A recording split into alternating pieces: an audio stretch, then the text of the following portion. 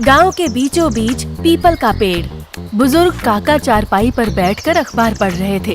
तभी एक बाइक तेज आवाज के साथ आकर रुकती है। यो गांव वालों, आपका हीरो वापस आ गया।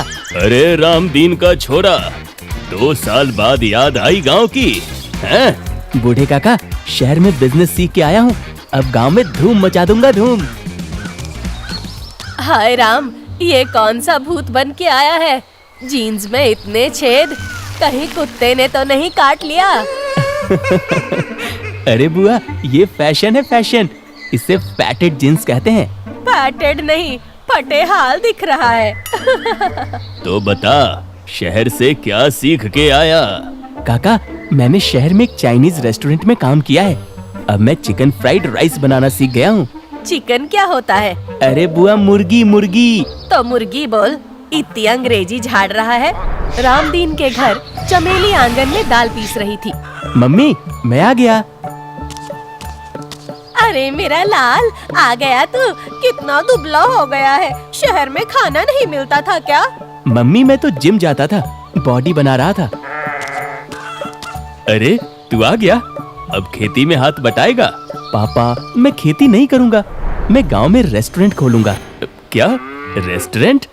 वो क्या होता है? पापा, होटल जहाँ खाना मिलता है। मैं चिकन फ्राइड राइस बेचूंगा। तेरे बाप दादा किसान थे और तू मुर्गी पकाएगा? छी छी। मम्मी, जमाना बदल गया है, आजकल हर चीज में बिजनेस है।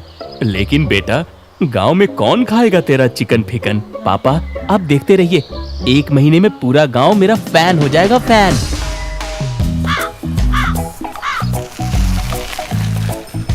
पप्पू ने घर के बाहर एक छोटी सी दुकान बना ली।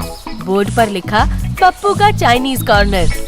यार पप्पू, तूने तो कमाल कर दिया, लेकिन गांव वाले खाएंगे? अरे भाई, मेरे हाथ का स्वाद चखेंगे ना तो उंगलियां चाटते रह जाएंगे। अरे पप्पू, ये क्या लगा दिया? चाइनीज? ये कोई बीमारी है क्या? अरे नहीं काका, ये खाने का तरीका है, चीन देश का। तो तू चीनी बन गया? अरे नहीं काका, मैं हिंदुस्तानी हूँ, लेकिन चाइनीज खाना बनाता हूँ। मैं तो नहीं खाऊंगी, कौन जाने क्या मिला देता है। बुआ, एक बार ट्राई तो करो। नहीं, मैं तो रोज सुबह पूजा करती हूँ, मुर्गी नहीं खाती। ये क्या लगा रखा है? गांव की मर्यादा का क्या होगा? सरपंच जी, ये बिजनेस है, गांव में रोजगार आएगा। देखते हैं, लेकिन कोई गड़बड़ हुई तो बंद करवा दूंगा। अगले दिन पप्पू ने दुकान खोली, लेकिन कोई ग्राहक नहीं आया। यार, एक भी आदमी नहीं आया। गांव वाले बहुत कंजूस हैं। तभी एक गाड़ी आकर रुकी। बाहर से एक अजीब सा आदमी निकला, लंबा कोट, काला चश्मा। यहाँ चिकन फ्राइड राइस मिलती है? जी जी बिल्कुल, पहले ग्राहक हैं आप। अब 2 प्लेट बना दो, तेज। पप्पू ने झटपट चिकन फ्राइड राइस बनाए और आदमी ने खा लिए और 1000 का नोट निकाल दिया। सर, ये तो बहुत ज्यादा है। अब 1 प्लेट सिर्फ 50 रुपए की है, बाकी रख लो। और सुनो, तुम्हारी फ्राइड राइस मुझे अच्छी लगी, कल फिर आता हूँ। जी जी सर। विक्टर चला गया। चिंटू ने पप्पू की तरफ देखा। यार, ये आदमी कुछ अजीब लग रहा था। हाँ भाई, लेकिन पैसे तो दे गया। शाम को पूरा गांव पीपल के नीचे इकट्ठा था। मैंने अपनी आँखों से देखा, एक शहरी आदमी जिसने कुछ अजीब से कपड़े पहने थे, वो पप्पू की दुकान पर खाना खा रहा था। अरे मुझे वो ठीक आदमी नहीं लग रहा था, पक्का वो कोई बदमाश था। क्या? कैसा बदमाश? काला चश्मा, लंबा कोट, बिल्कुल फिल्मों वाला विलेन जैसा। हाय राम, कहीं पप्पू मुसीबत में तो नहीं फंस गया? मैं अभी पप्पू से बात करता हूँ। तभी पुलिस की जीप गांव में घुसी। इंस्पेक्टर तिवारी और 2 सिपाही उतरे। सरपंच जी, हमें खबर मिली है कि इस गांव में एक खतरनाक अपराधी छुपा हुआ है। अपराधी? हमारे गांव में? हाँ, उसका नाम है विक्टर। वो 50 लाख की चोरी करके भागा है। हमें शक है कि वो इसी इलाके में है। साहब, मैंने उसे देखा, पप्पू की दुकान पर। इंस्पेक्टर तिवारी पप्पू की दुकान पर पहुँचे। तुम्हारा नाम पप्पू है? जी जी साहब। आज दोपहर कोई अजीब आदमी आया था क्या? साहब, वो कुछ याद नहीं। ये तो दुकान है, यहाँ तो ना जाने कितने लोग हर रोज आते हैं। साहब, एक आदमी आया था, लेकिन उसने तो सिर्फ खाना खाया और चला गया। कैसा दिखता था वो? साहब लंबा था, काला चश्मा लगाया था और कोट पहना था। वही है विक्टर। उसने क्या खाया? चिकन फ्राइड राइस साहब। क्या? चिकन फ्राइड राइस यहाँ गांव में? जी साहब, पप्पू शहर से सीख के आया है। जरा मुझे भी दो एक प्लेट। पप्पू ने एक प्लेट फ्राइड राइस बना कर दिए। इंस्पेक्टर ने एक और खाया और आंखें बंद कर ली। वाह, ये तो कमाल है, शहर से भी बढ़िया। थैंक यू साहब। अब देखो, अगर वो आदमी फिर से आए तो मुझे फोन करना, लेकिन उसे शक नहीं होना चाहिए। जी साहब। रात को रामदीन के घर ये क्या हो गया? पुलिस घर आ गई। पप्पू, तूने ये क्या किया? पापा, मैंने कुछ नहीं किया। वो आदमी आया, खाना खाया और चला गया। मैंने कहा था मुर्गी का धंधा बंद कर दे। अब देख, मुसीबत आ गई। अरे रामदीन, घबरा मत, पप्पू तो बेचारा मासूम है। मासूम? हाय राम, कहीं पप्पू भी उस चोर का साथी तो नहीं? चुप, बिल्कुल चुप। मेरा बेटा चोर नहीं है। तो फिर वो बदमाश उसकी दुकान पर क्यों आया? बुआ, खाने की वजह से मेरा खाना इतना टेस्टी है कि चोर भी नहीं रोक पाया। वाह पप्पू वाह, तेरी फ्राइड राइस में जादू है क्या? जी काका, गांव का प्यार और शहर का ज्ञान। अगले दिन सुबह सुबह वही आदमी फिर आया। एक प्लेट जल्दी दो। जी सर। आप 2 दिनों से आए नहीं? हाँ, क्या बताऊं, कुछ जरूरी काम था। तुम्हारा खाना बहुत अच्छा है, शहर में भी इतना अच्छा नहीं खाया। Thank you sir. एक बात बताओ, अब तुम्हें पैसों की जरूरत है? जी, हर किसी को होती है। अगर मैं तुम्हें 1 लाख रुपए दूं, तो तुम मुझे 2 दिन छुपा लोगे क्या? अरे मैं मुसीबत में हूँ, पुलिस मेरे पीछे है, लेकिन मैं बेकसूर हूँ। तो पुलिस से क्यों भाग रहे हो? क्योंकि असली चोर किसी बड़े आदमी का बेटा है। उसने सारा इल्जाम मुझ पर लगा दिया। लेकिन अगर पुलिस को पता चल गया तो? अरे तुम्हें कुछ नहीं होगा, मैं वादा करता हूँ। बस 2 दिन, मेरा वकील आ रहा है, वो सब सुलझा देगा। पप्पू की दुकान पे विक्टर पैसे का बंडल पप्पू की तरफ बढ़ाता है। मैं ये सब नहीं कर सकता। देखो पप्पू, मैं भी तुम्हारे जैसा ही हूँ। शहर के लोगों ने मुझे फंसाया है। मुझे बस 2 दिन चाहिए, मेरा वकील आ रहा है। ये 1 लाख रुपए तुम्हारे रेस्टोरेंट के लिए एडवांस समझो। ये नेक काम है, तुम एक बेकसूर आदमी की मदद करोगे। यार पप्पू, 1 लाख ठीक है सर, लेकिन आप मेरे घर के पुराने स्टोर रूम में रहेंगे, किसी को पता नहीं चलना चाहिए। तो मेरे लिए भगवान हो पप्पू।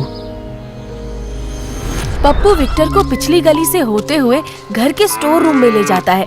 ये स्टोर रूम घर के थोड़ा अलग झाड़ियों के पीछे था। उसी शाम रामदीन और चमेली आंगन में बैठे थे। मुझे चैन नहीं आ रहा रामदीन, पुलिस आई थी। ये मुर्गी का धंधा बंद करवाओ। हाँ, मुझे भी डर लग रहा है, पप्पू कुछ छिपा रहा है। रामदीन, मैंने सरपंच जी से सुना वो पप्पू की दुकान पर कड़ी नजर रख रहे हैं। कह रहे थे कि गांव में बदनामी हो रही है। हाय राम, कहीं पप्पू के भोलेपन की वजह से गांव की इज्जत न चली जाए। अगले दिन स्टोर रूम के अंदर विक्टर अपने मोबाइल पर किसी से धीमे स्वर में बात कर रहा था। पप्पू फ्राइड राइस लेकर आता है। धन्यवाद पप्पू। सुनो, मेरा वकील गांव से सटा जो हाईवे है वहां इंतजार कर रहा है। मैं उससे मिलने जा नहीं सकता। क्या तुम ये लिफाफा उसे दे पाओगे? अब वो तुम्हें एक एटीएम कार्ड और एक छोटी पर्ची देगा। ये मेरे बेकसूर होने का सबसे बड़ा सबूत है। ये जरूरतमंदों के पैसे हैं जो मुझे वापस दिलवाने हैं। जी सर, मैं भी जाता हूँ। पप्पू दौड़कर गांव के बाहर हाईवे पर जाता है। वहाँ एक महंगी कार में एक सूट बूट पहने आदमी मिलता है। तुम पप्पू हो? ये लो, जल्दी जाओ। पप्पू घबराकर एटीएम कार्ड और पर्ची लेता है और वापस आ जाता है। वो विक्टर को देता है। विक्टर एटीएम कार्ड और पर्ची को देखकर पप्पू का शुक्रिया करता है। बस अब सब ठीक हो गया। वकील ने मुझे इस झूठे आरोप से बचाने के रास्ते तैयार कर दिए हैं। उसका बहुत बहुत शुक्रिया। मैं कल पुलिस को आत्मसमर्पण कर दूंगा और सच्चाई सामने लाऊंगा। तुम कल सुबह इस लिफाफे में रखे 1000 रुपए तुम अपने रेस्टोरेंट के खर्च के लिए रख लेना। मैं खुश हूँ सर। पप्पू, तुमने मेरे लिए इतना बड़ा जोखिम लिया, अगर कोई दूसरा होता तो कभी नहीं करता। और तो कुछ कर नहीं पाऊंगा, लेकिन अभी ये एटीएम तुम्हें जरूर दे सकता हूँ। तुम अपने दुकान का सारा सामान कुछ दिनों के लिए इससे खरीद सकते हो। कुछ दिन बीत जाते हैं। एक दिन की बात है, सुबह 8 बजे पप्पू खुशी खुशी अपनी दुकान खोल रहा था। रामदीन और चमेली चिंतित थे। तू उस आदमी के साथ कोई गलत काम तो नहीं कर रहा ना पप्पू? नहीं पापा, वो कल खुद पुलिस के सामने जाएगा। वो बेकसूर है। तभी पुलिस की गाड़ियों का सायरन गांव में गूंजता है। इंस्पेक्टर तिवारी और पूरी फोर्स सरपंच जी के साथ रामदीन के घर की तरफ भागते हैं। विक्टर, तुम्हें पुलिस ने चारों तरफ से घेर लिया है, बाहर निकलो। पप्पू दौड़कर स्टोर रूम की तरफ जाता है। विक्टर अपने बैग में तेजी से कुछ सामान भर रहा था। तुमने पुलिस को मेरे बारे में क्यों बताया? नहीं, मैंने किसी को नहीं बताया।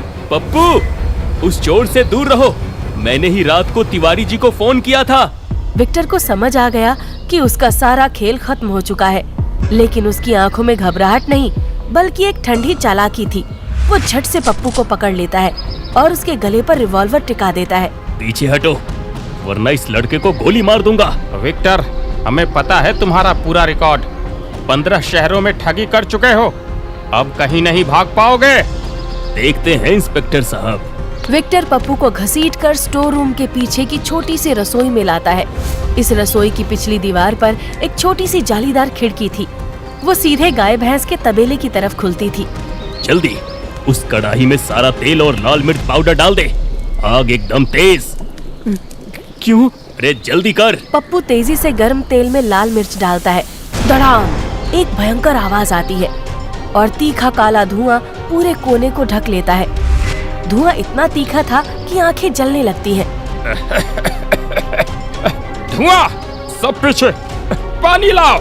गांव वाले खांसने लगते हैं। चारों तरफ अफरा तफरी मच जाती है। तभी विक्टर चीखते हुए कहता है, पप्पू, तुम फिक्र मत करना, मैं तुम्हारी बेल जल्दी करवा दूंगा। आगे का प्लान जारी रहेगा। अलविदा। हाँ, एटीएम कार्ड संभाल के रखना। पुलिस जब तक रसोई में घुसती है और धुआं साफ करती है, तब तक साहब, पीछे की खिड़की खुली है।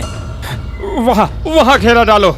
लेकिन तबेले में सिर्फ डरी हुई गायें, गोबर और पुआल बिखरा हुआ मिलता है। सरसों के खेत में दूर तक कोई नहीं दिखता।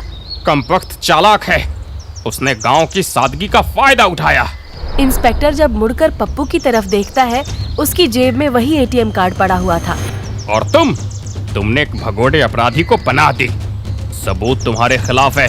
ये एटीएम कार्ड क्या है? ये डायरी किसकी है?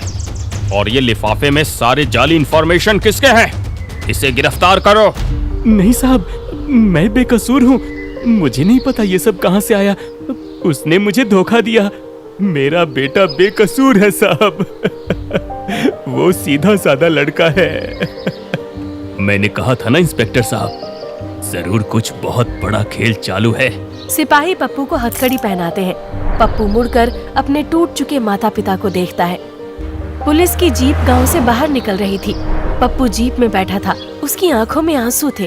तुमने सोचा चोरी के पैसे से रेस्टोरेंट चलाओगे?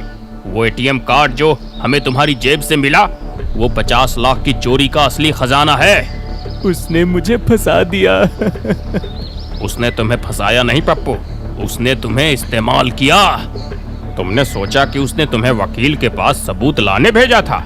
नहीं, उसने तुम्हें सिर्फ इसलिए भेजा था ताकि तुम्हारे हाथ उस एटीएम कार्ड पर लग जाएं, ताकि जब हम उसे पकड़ें तो वो ये साबित कर सके कि ये कार्ड तुम्हारे पास है और तुम ही असली चोर के साथी हो। उसने तुम्हें अपने एस्केप प्लान के लिए इस्तेमाल किया और तुम्हारी चिकन गांव की फ्राइड राइस के रेस्टोरेंट बनाने का लालच उसके भागने का सबसे सुरक्षित रास्ता बन गया। इंस्पेक्टर साहब, मैं निर्दोष हूँ। तो पप्पू, क्या सबक लिया तुमने इस वारदात से? जब भी कोई आपको बहुत आसानी से बड़ा लालच दे तो सावधान हो जाओ। बिना सोचे समझे किसी पर भरोसा करना, चाहे वो कितना भी मासूम बनने का नाटक क्यों ना करे, सबसे बड़ी भूल होती है, क्योंकि धोखा हमेशा विश्वास की आड़ में आता है। जीप गांव की धूल उड़ाती हुई आगे बढ़ जाती है और रामदीन, चमेली और बुढ़े काका उदास होकर पप्पू के खाली पड़े चाइनीज कॉर्नर की तरफ देखते रह जाते हैं।